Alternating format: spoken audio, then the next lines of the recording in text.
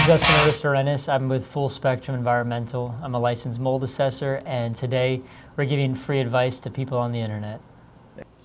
So, all right, so let's do this first one here. It says, I found a pool of water under my fridge. When I moved my fridge, I found my external water filter leaking on the floor. I had to change the filter 90 days prior, so the leak has been occurring for any window of time, 90 days or less. 3 boards wide were wet. My husband removed the wet hardwood floor to allow the subfloor to dry out. And now we're wondering what we do. Test the area for mold, sand the subfloor, treat the subfloor, appreciate insights on next steps. That's a tough one. Yeah. I don't think it's that tough, but it's kind of hard to give a formal opinion on it because their picture doesn't look like any of the boards the flooring has been removed. But I think if the subfloor is exposed, it's gonna help it dry out a little bit. Mm-hmm. And then once it's dry, sanding the subfloor I think would be sufficient. If there's mold growth on it. If there's growth, right? Yeah, if it's just wet, letting it dry, or even putting a dehumidifier on that subfloor would be good. Yeah, I would suggest that too. Yeah, if there's no visual mold growth, then I wouldn't worry too much about the subfloors. Yeah. Testing the area, though, first and foremost, would probably be ideal. Yeah. I would. Definitely. And what would you recommend for something like that?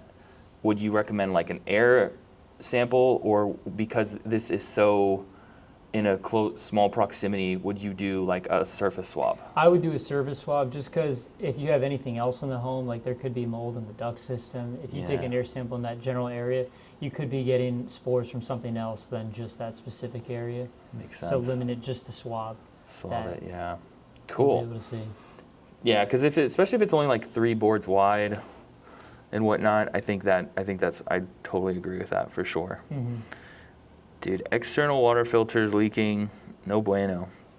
I see a lot of appliances leak. Dishwashers, fridges. Dishwashers are a big one. Sinks, vanity, so much. It's a lot to keep up with. What do you kind of recommend for just general home maintenance for stuff like that? I see a lot of people, there's the bottom of their cabinets start to warp. Yeah. And they don't do anything about it. They just let it sit for a really long time, and then you start to have mold growth behind the kick plates, underneath the cabinets, and you can't really see it. It just looks like a little bit of warping, oh, it's fine, but you could have a small pinhole leak.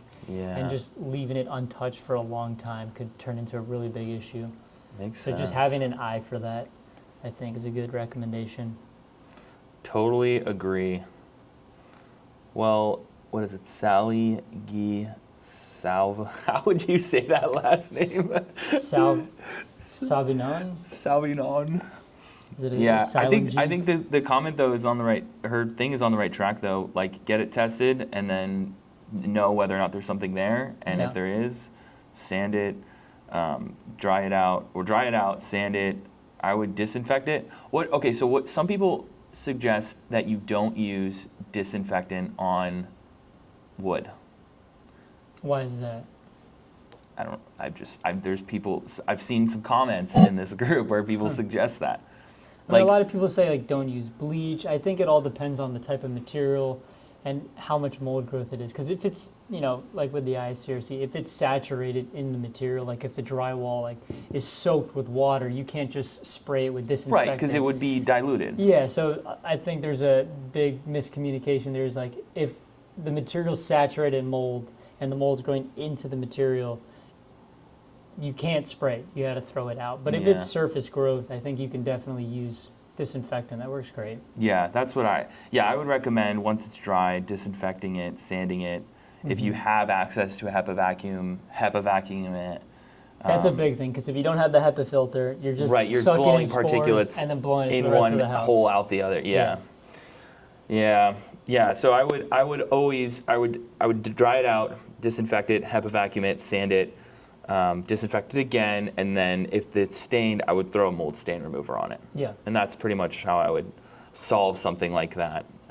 And then if drywall was wet, cut it a foot from the affected area. Mm-hmm. 2 feet if based on your preference. Typically, if drywall's wet, I just recommend just removing it anyway. No point of trying to treat it or anything. Just remove it. Same. Cool. All right. So this is one. Okay. So this person lives in Florida. Please help. the first video picture is from vents in our bedroom. The last one is from the vent in another room of our house. The one in our room is suddenly covered in what I'm assuming is mold. It wiped right off after spraying it with vinegar, but I'm freaked out and don't know what to do. Will HVAC duct cleaning push it further into my house? I have a 10-month-old and I'm feeling so overwhelmed and guilty. We live in Florida, so I know mold is in 90% of houses, but we've done everything to keep it away, and still new HVAC 6 months ago, air purifiers, dehumidifiers. I don't know what to do if this is more than just duct cleaning. Well, that's very common in Florida. I see that a lot. Yeah. They cleaned it up nice though.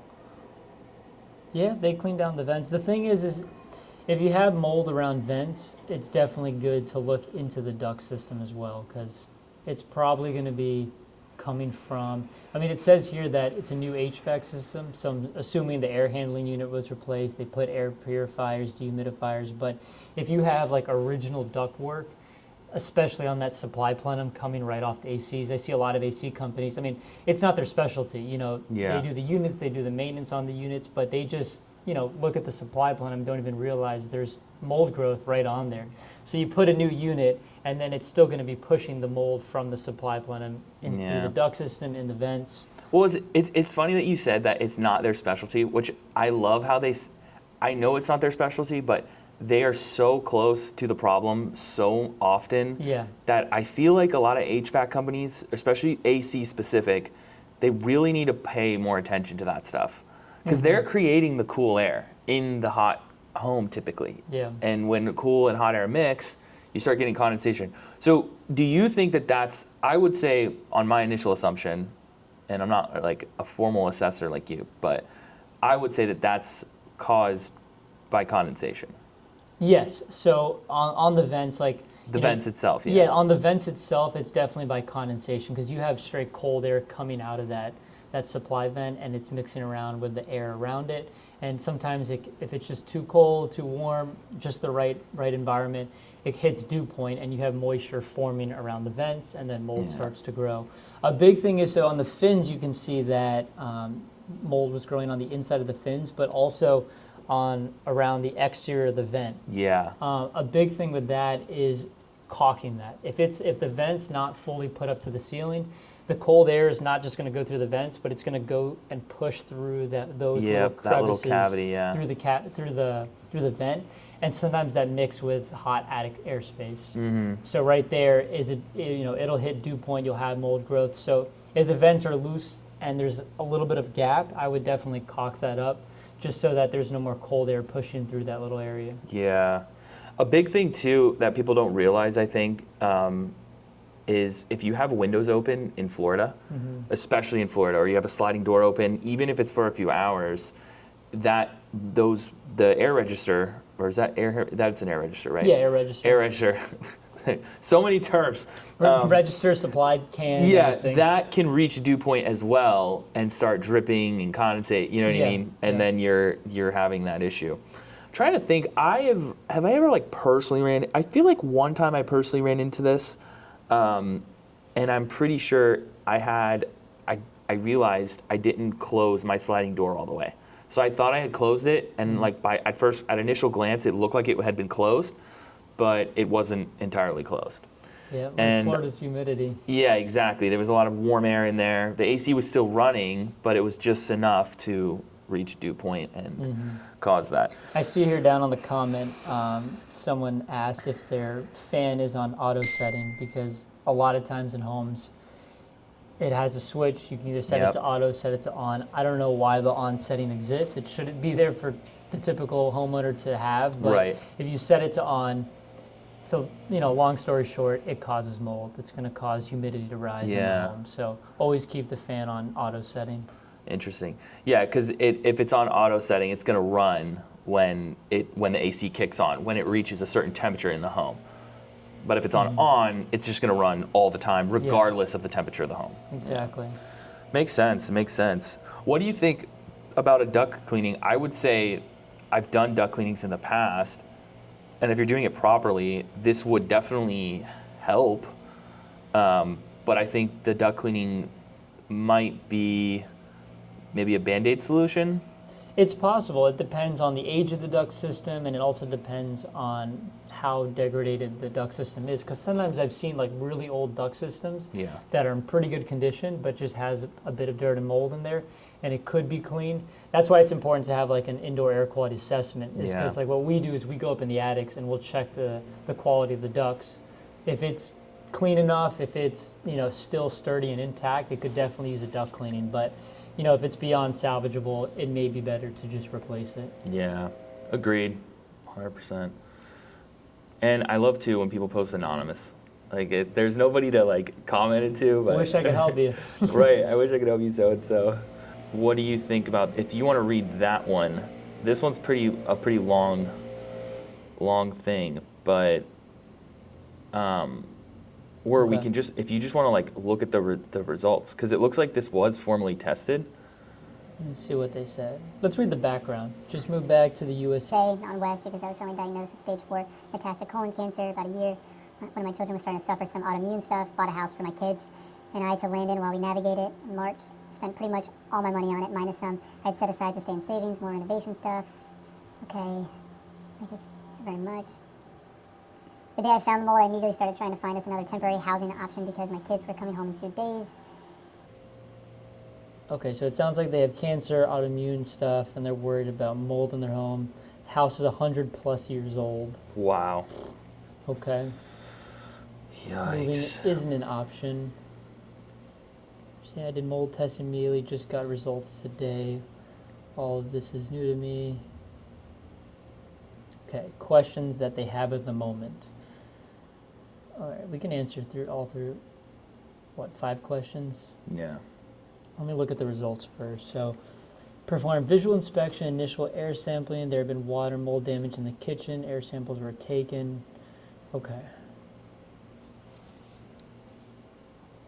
So, master bath, we got 427 cladosporium, 107 stachy. Front living room, 107 stachy. Top floor, 53 stachy. Kitchen, 160 stachy. And then, cladosporium in the air as well through all of those. Huh. It's a lot. I would love to see the photos because I wonder what's causing the water damage. She said there's water damage in the kitchen. And if there's anything else, if the master bath is close to the kitchen, because it looks like all the areas that they tested for have stachy in the air. So number 4, kitchen is already being gutted, ceiling to floor, with the reno. The ceiling is where we first found the visible mold that started all this. Additionally, the bathroom reno, removing the walk-in tub and replacing with a new tub/shower combo, is supposed to start Monday.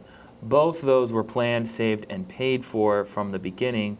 But what do I do for the rest of the house? I can't afford to do anything else at this point. Sellers had put in all new carpets right before I bought it. I can tear that out, but will those 3 things be enough? I mean, I would love to see the rest of the report to make Yeah. a comment on it because, Photos would be very helpful. because if I saw the rest of the report and there's leaking windows and other things, if the Yeah. house is 100 years old, you're probably going to have a lot of issues with it. But let's say from what we have, there's nothing else wrong with the home and it's just the kitchen and the walk-in tub. Yeah. I mean, if you remove the source of mold and you're worried about air quality of, Stachybotrys in the air, just run HEPA scrubbers throughout the home. Yeah. If it's airborne throughout, just run HEPA scrubbers. What, based on those spores, that spore count, do you think like that's something very, very serious? Do you think it's a mild case? Do you think it's a lower case? Like what, in your experience, like, is that something that you can totally, like, are those levels where it's like, let's burn down the home? Or are those levels where it's like, you can definitely, as long as it's handled, you can manage and move on with your life?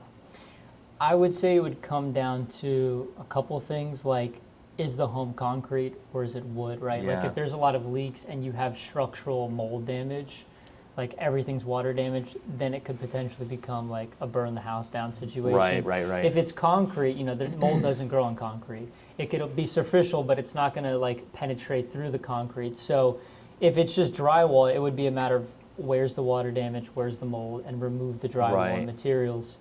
As far as Stachy, so the way Stachybotrys is, the spores are a bit heavier than Aspergillus and Cladosporium. So you're not really going to see Stachybotrys airborne unless you have a decent amount of Stachybotrys growth.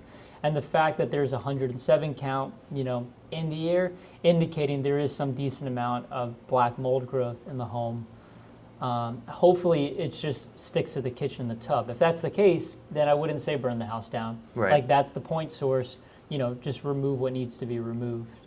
And like I said, run HEPA scrubbers. That would be the big thing to filter out all the spores. Well, and dehues, because, if there's mold, there's going to be some form of moisture. And dehues. So, there's got to be some source. And I would also say try to identify a source. I don't think reading in this I saw anywhere, this is a very long thing, but I don't think I saw anywhere where there's like a source of anything. Yeah. So identifying the source is going to be one of the top starting points, I would think. Yeah. For sure. It looks like this is the report itself, just this one photo, which doesn't say much. I would definitely have a better assessor come out there. Myself, like for a full top to bottom inspection of the home, depending how big the home is, it's going to be like a 40-page report with photos, documenting everything, explaining certain parts of how to how to differentiate between different mold spores, and explaining exactly where is the water damage. This doesn't say much. Right, yeah. So before she freaks out and says she needs to throw her house away, I would have like a good assessor come out there and highlight everything that needs to be done. This doesn't say much. Yeah. Yeah, the more information you have on something when it comes to your property damage, the more empowered you are, in my opinion. Oh, interesting. Okay. Which one is this? It's on that same post on a comment. No biocide sprays. Fogging and spraying chemicals are not recognized by ANSI IICRC as a substitute for removal. They can create chemical residue and false clean air sample results. This is one of those guys that contributes to that idea of like no biocide sprays. I think that no biocide sprays in the sense of as a solution, be like, oh, I sprayed Benefact on it, I'm okay, right? But I think biocide sprays, if you're using that while you're removing the affected material, I would think would be totally fine to do. I agree. Yeah. I think the biggest part in the verbiage with the ICRC is it's not a replacement of mold remediation. Right. It's a good add-on, though. Exactly. I definitely think that it's useful. A big thing is with fogging machines is the water droplets are so small that it clings onto the spores and helps it drop. Yeah. So I think it helps with, treating the air quality and bringing spores down during remediation. But I agree with you, it definitely should not replace removal of materials. Exactly. But it gets a bad rep because there's a gray area where it should be included as part of the remediation process. Right, I think it helps. It empowers the removal phase, yes, in my opinion. Okay, so, and then the other thing I was looking at is chlorine, chlorine dioxide gas treatment. What do you think about that? I personally have no experience of using chlorine dioxide gas. I've used ozone and also I've used ozone. Hydroxyl machines, but not chlorine dioxide. Yeah, I've used both of those, specifically for more odor-related matters. Okay. Because my understanding is ozone doesn't kill mold, but I could be wrong. There could be more research on it. I'm not. Because it's not like sure. My understanding is if you have moisture and you're running an ozone machine, and you don't get rid of the moisture, it might kill like the off gassing of the spores or whatever, but it's not gonna. If you don't remove the moisture, you don't remove the mold. Like basically. Yeah. So yeah, I agree. Yeah, it's definitely the same thing with biocide. Like it's not gonna kill the mold, but I've seen it help really well with odors. Yes. One of my buddies, he was cooking a steak and went to his backyard, went in the sauna, completely forgot about his steak, and he's like, gosh, I smell smoke. Goes back into his house. He opens the back door, and it's just white fog. Like can't see a single thing. Like the whole house was basically covered in smoke, and his house smelled like straight, smoke for several days. he threw in ozone machines And it many got her. times over and over and over again. He would leave, obviously, leave Yeah, the yeah. house, but would just bomb it with ozone. After several days, all the residue of like smoke odor was gone. So it works Wow. really good with odor control. Oh, jeez. Yeah. Did he do any? Because there had to be some carcinogens in there. He from definitely just wiped burning, down, like, he microcleaned like the whole entire, like HEPA vacuum all the Oh, good, surfaces, good. wet wipe, but the odor was the big one. It clings on to everything. So I would say anything with, back to this chlorine dioxide treatment, I would say this is, I would never undergo something like this just because it just sounds pretty dangerous. Anytime you're using anything with like gas, because you can't really see gas, you know what I mean? You could smell it, but it could be really hazardous if you mess it up, right? If you don't do it properly, like, Yeah.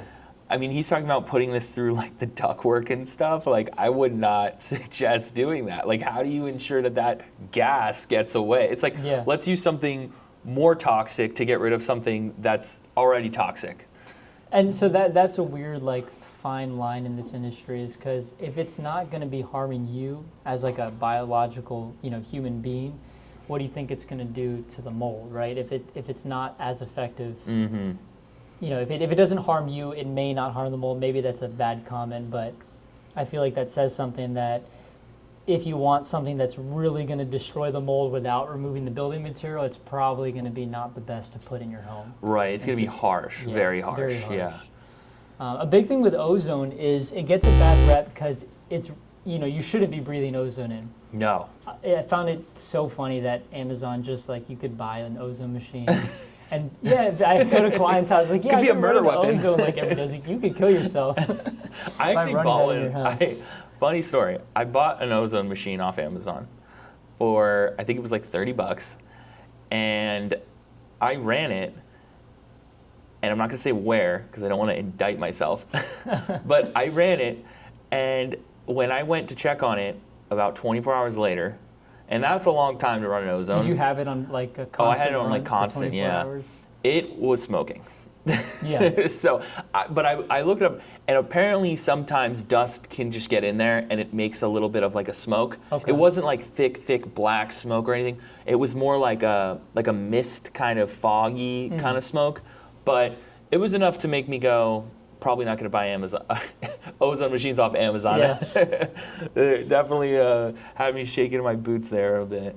Sometimes, like I've seen remediation, it's been offered to add ozone, and a lot of people are scared because of what they see about ozone. But it's a matter of having controls. Like you shouldn't be home when it's running. Yeah. Let it sit, and then give it a couple hours to dissipate. Because I don't know if It you're still familiar. lingers, yeah. Yeah. For a lot of people who don't know what ozone is, it's basically like breathing oxygen. Breathable oxygen is O2, and what the ozone machine does is it converts it to O3. So it's Yeah. 3 oxygen molecules, and it's highly volatile. So it dissipates very quickly. So after you're running it, if you just let it sit for a couple hours, you're fine. But some people, after mold remediation, it's good for odor mitigation, but people are sometimes scared of using it because it gets a Yeah. bad rep. It's not safe. Yeah, it's dangerous. But- I mean, and my understanding too is if you're running it, you should also notify, like there should be a sign somewhere like, hey, ozone machine is running, Yeah. do not enter. Like, you know who does a really good job about that are people who gas for termites. They make it very clear and apparent, like, do not go in here. Like, Yeah. there's like a dead skull. And at you have the whole door. tent and yeah, everything it looks too, like so- It's interesting that they use colorful tents. I wonder if anybody knows why, but it always looks like a circus is going on. It does. It does. It's They so use like funny. fun colors for it. Yeah, but- like it's like here we're gonna tent your home. Like Yeah. you'd think they'd use like a flat color, right? So like it's a like kind of black blends tarp or in, something, right? Yeah.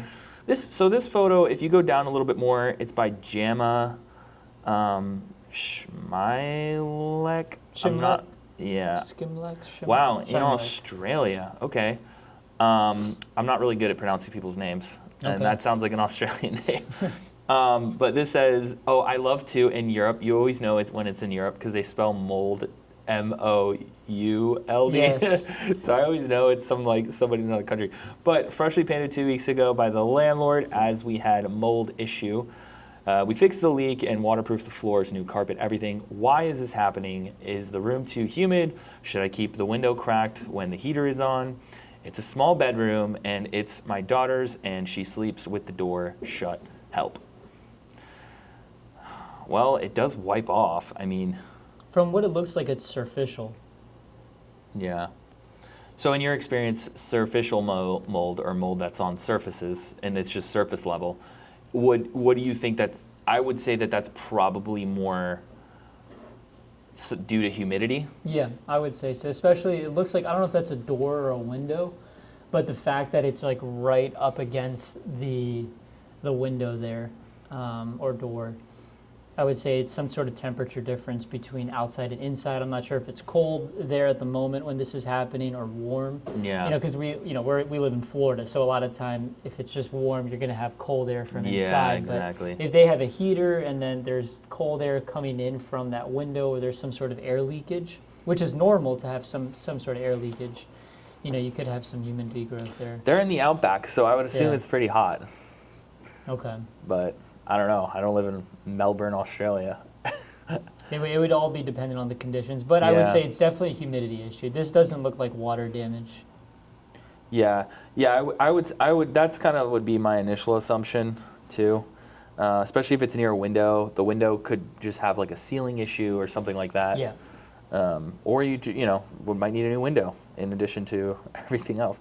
It's interesting with property damage because like when one thing goes wrong, a lot of people go, oh, well, now I got to replace this, now I got to replace that. But like if you look at the age of the home, sometimes it just conveniently is when it rains, it pours, right? Like when this goes, everything else starts to kind of follow because the home was built 40 years ago, 30 years ago, you know what I mean? And it's just kind of that time of where multiple things need to get updated. Start being changed. A big thing is, just having a humidity reading is a big part. Just see what the humidity is in your home.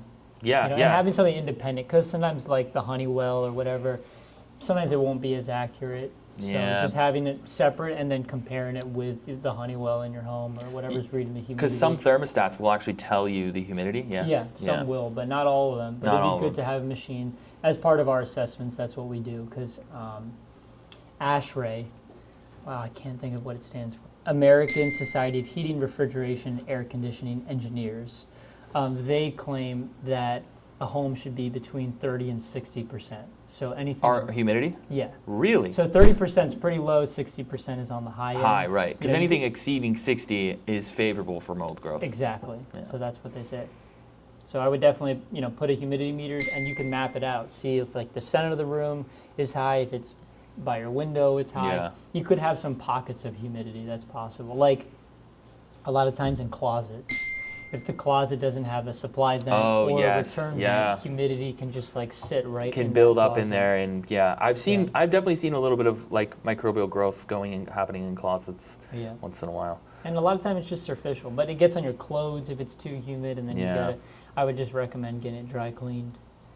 That's what I recommend too. There's no, because some people go, oh, I've heard restoration companies, the big green trucks, but I've heard them suggest like literally throw away the clothes.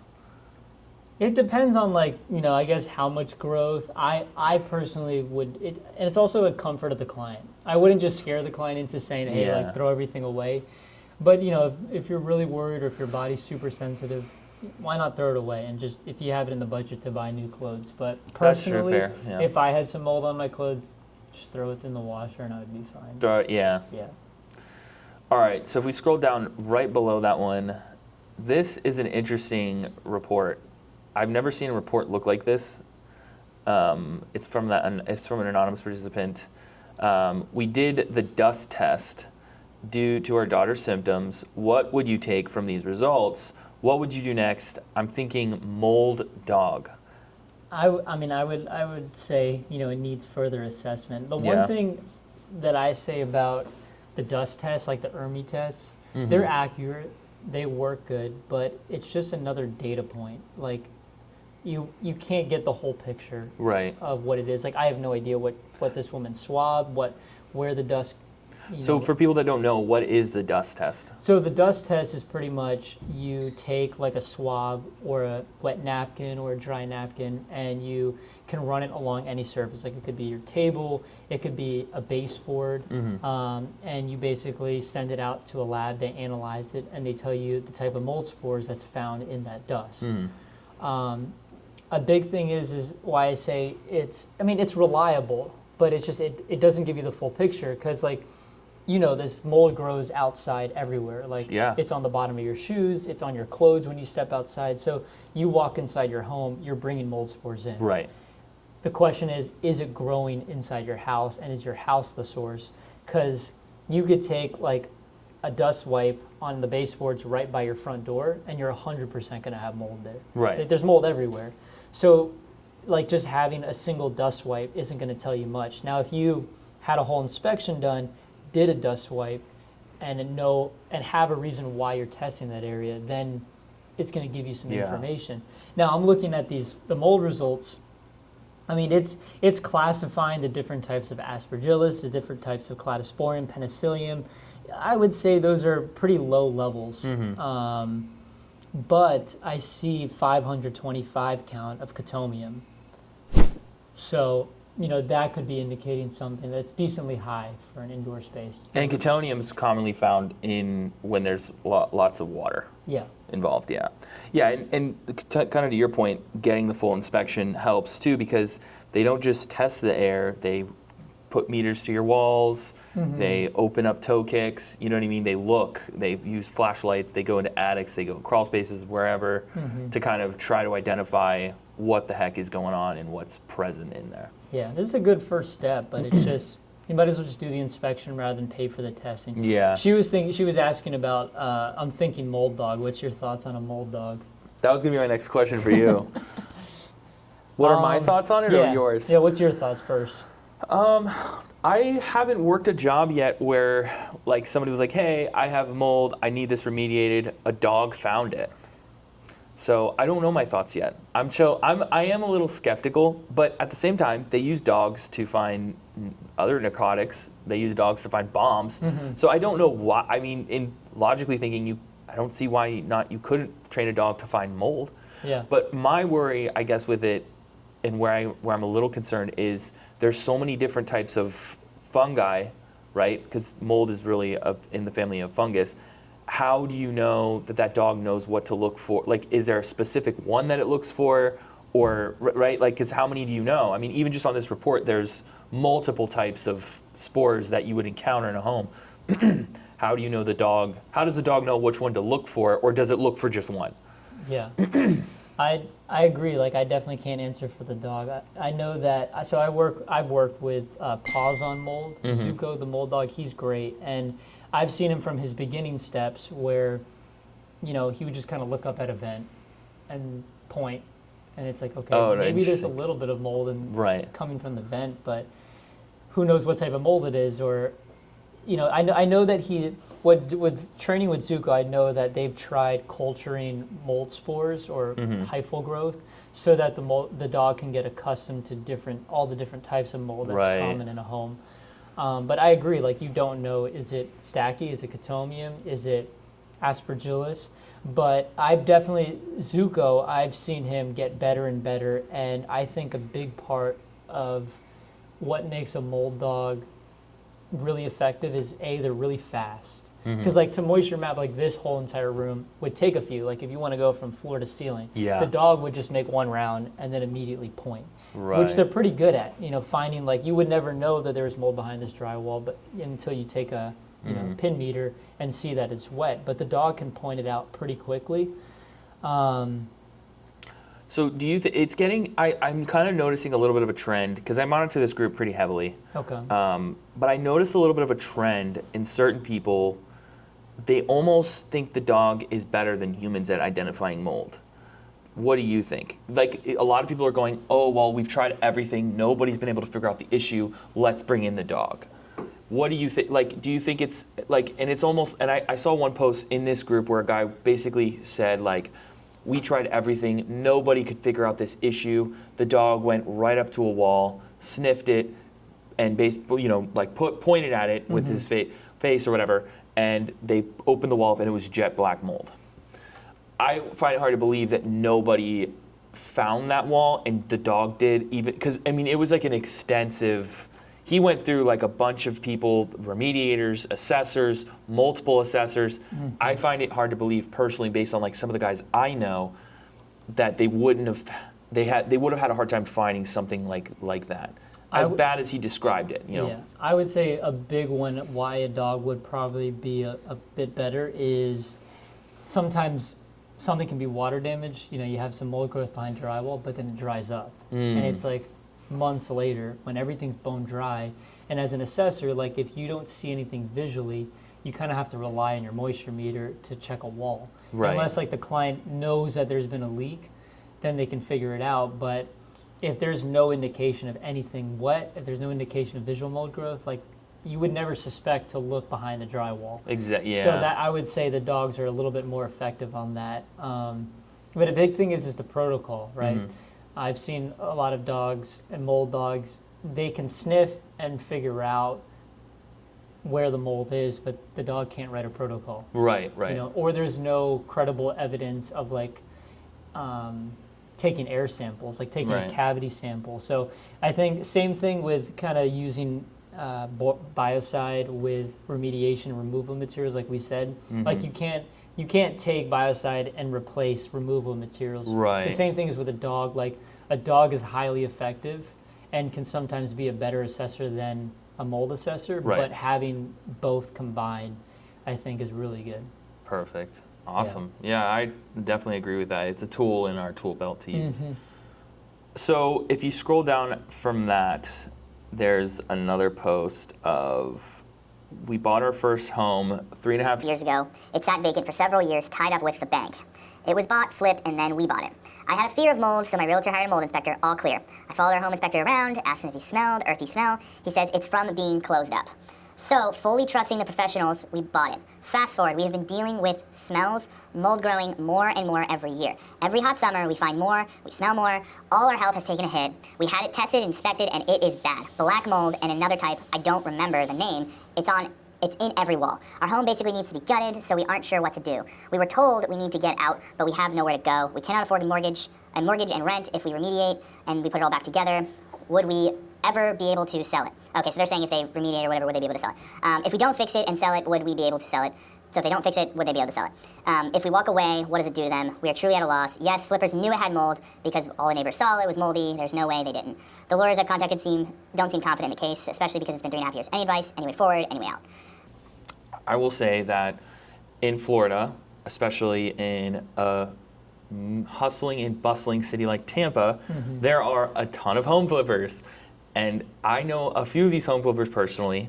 The two that I know are very good about mold. They call me all the time for stuff. I help them out where I can. But I know of other house flippers and other general contractors who most definitely could care less if there's mold. Like 100%. So I have to say that their situation could very, very truly be real in the sense that they bought a home that somebody flipped and they flipped the home knowing it was mold. Yeah.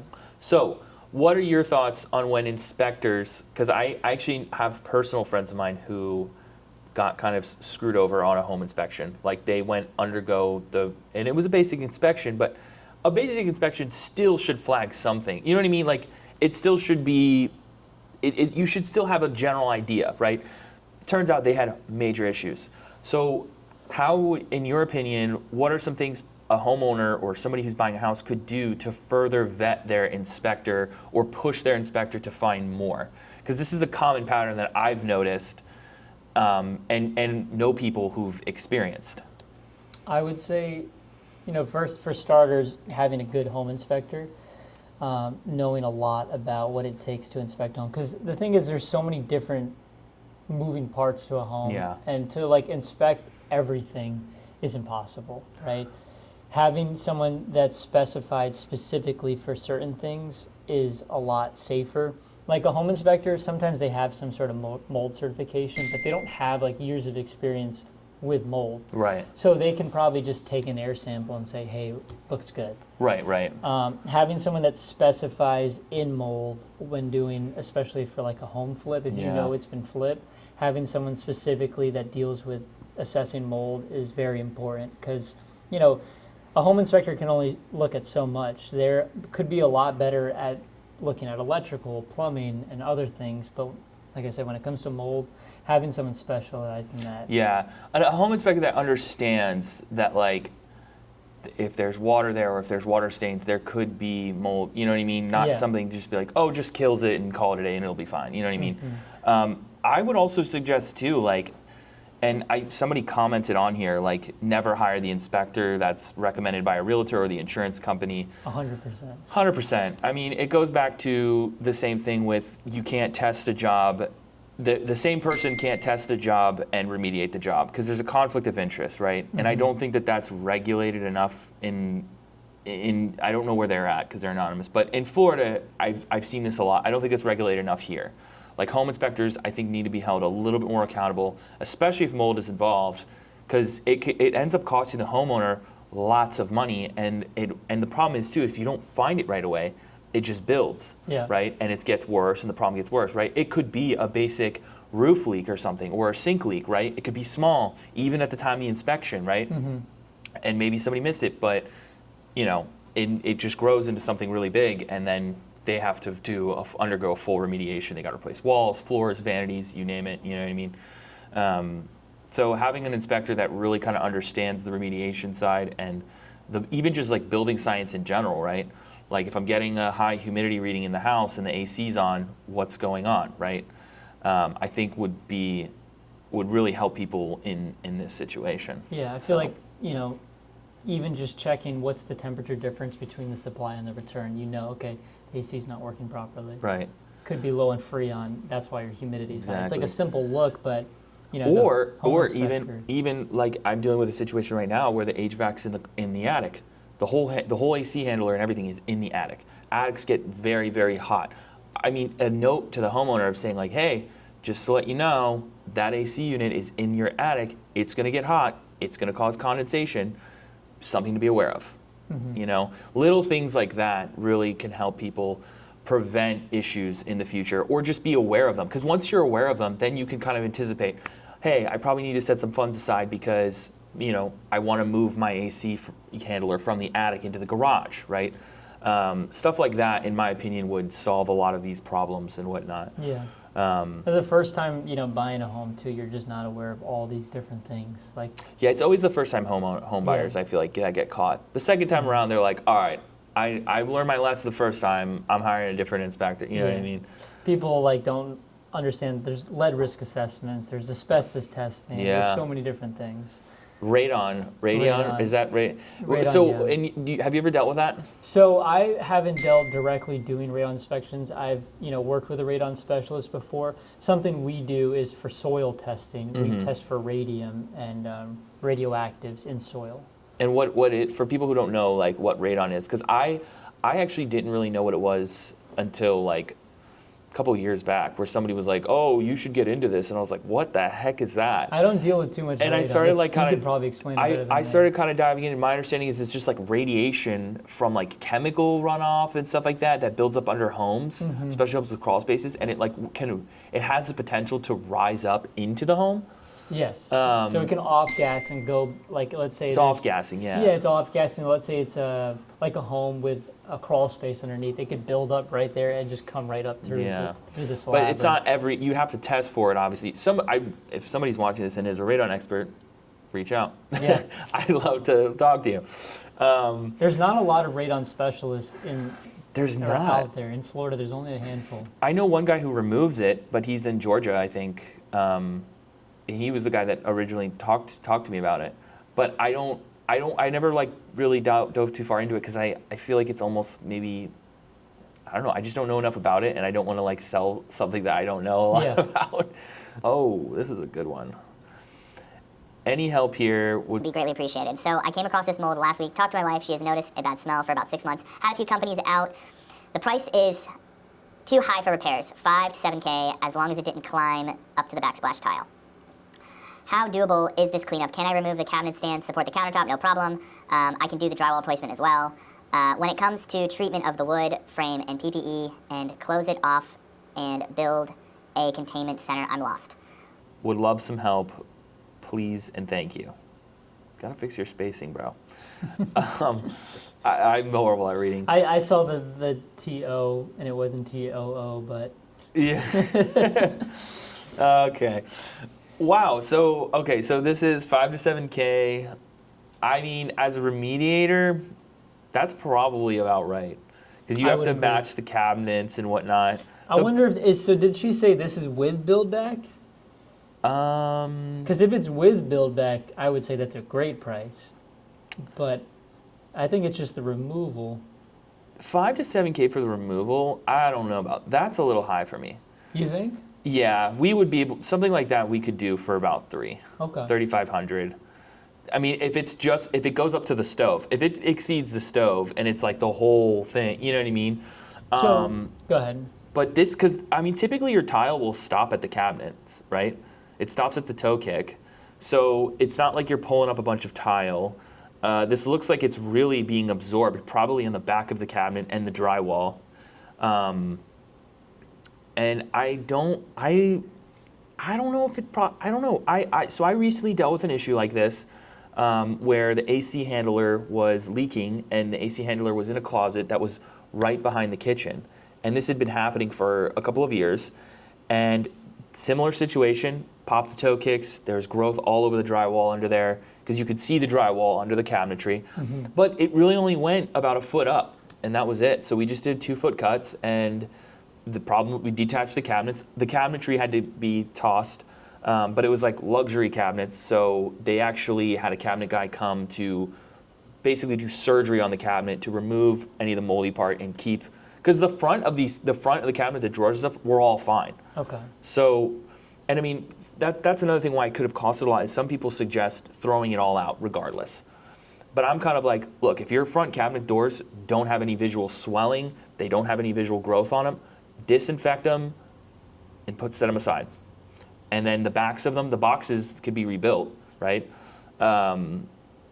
So yeah, I mean, that kind of could save a little bit of money too, if you can find a cabinet guy who's willing to rebuild the boxes, which most custom cabinet guys can do and have the ability to do. And then you just inspect the drywall. I think if it went up to the backsplash and it exceeded the backsplash, then yeah, you're looking at a much higher cost. But if it's not, you should be okay. From the photo, the second one, it looks like it's kind of contained by those pipes. Like if you go more to the left, like you were saying by the stove, I don't see any mold growth. I guess it would depend if it goes down on the floor. Right, if how much water's it's kind of spread out. through. Yeah. Yeah, and then saving the countertop, that is a countertop that you probably could save it. It's sectioned off pretty nicely. So this woman asked, when it comes, so she's trying to see if she can do it herself, and it said, or he, Matthew, when it comes to treatment of the wood frame and the PPE and closing it off and building containment center, I'm lost. Do you have anything to say about that? Yes, so I would contain off. So typically in a kitchen like this, we will try to use the whole kitchen. We can't, like, the kitchens are generally small enough where you can't just build a tent in around this specific area. So we'll basically just seal up any other unaffected cabinetry, seal off the door, put a zipper up there, create negative air. There's probably another window in there, I would think. And then we would begin working. Once you have the cabinets attached, cut the drywall, dry out the studs before you sand the framing and treat the framing with a disinfectant, stain remover, sand it. And then if you can get access to a HEPA vacuum, 100% do that. Have an air scrubber on site too. Creating negative air while you're doing all this will help, because as you pull things out and you disturb the environment, stuff's going to go in the air, and the negative air is going to take it right out into the outside world, right? And a lot of times to create negative air, you take an air scrubber and you duck it out to a window, and it creates negative air. And then while you do it, of course, wear a PPE, and then we would basically do a thorough HEPA vacuum of the rest of the kitchen. We would wipe it down with disinfectant, whether there was plastic over the other cabinets or not, and these are the unaffected areas. But yeah, it's basically just plasticking off as much as possible and getting it all cleaned up. You want your job site, especially when you're dealing with mold, to be as dust-free as possible, as clean as you can absolutely get it, and as dry as you can get it too, nice and dry. So, It's good advice. Cool. Well, I think that's it for today. Yeah.